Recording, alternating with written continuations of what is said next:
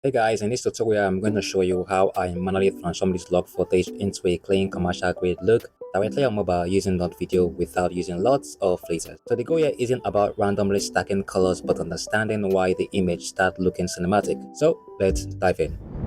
So first I added a basic color correction, to fix the white balance, and by that I mean bringing down the temperature a bit and increasing the tint as well. Then I increased the exposure, brought down the gamma and added a bit of contrast, highlight and shadows. I also added some black into the scene. Now that we are done restoring the white balance and contrast, next I'll be fine-tuning the colors, and that's where the color grading comes in. So for beginners, here's a practical breakdown. Keep in mind that the skin tone usually sits around the midtones, and gamma works best when adjusting that range, basically both in DaVinci Resolve and not video. Adjusting the gamma usually gives smoother and more natural skin tone correction compared to gain, and that's because gain merely affects the brighter part of the image.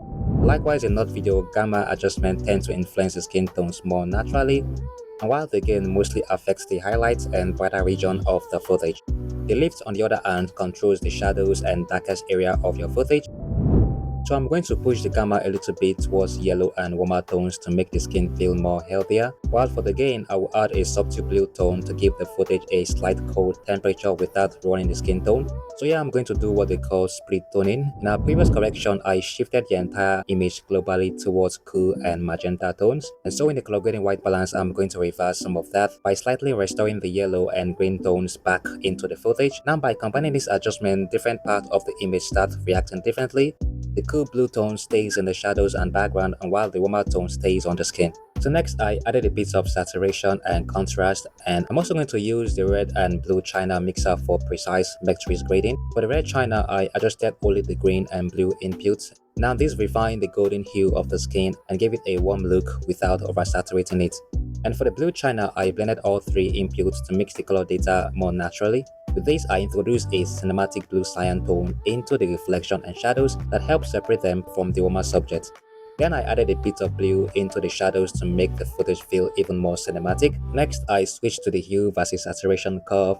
I placed the points in the middle and pulled it up to enhance the colors. Then I lifted the left side a bit to give the skin tone a warmer and healthier look. So by using this curve instead of the normal saturation slider, I made the main subject look vibrant without running the blue tones in the shadows. Now before diving into contrast, I applied a touch of sharpen to bring out more texture and detail. I turned on the max preview to see exactly which object will be affected. Then I increased the amount and the radius. Now this enhanced the look of the footage compared to the original version. So now I'm going to add a bit of contrast without losing the footage detail, and that's where the RGB curve comes in handy. By bending the line into a gentle S shape, I pull the shadows down slightly and push the highlight up. This added more balance to the image while transforming the grey log haze into a cleaner dark tone.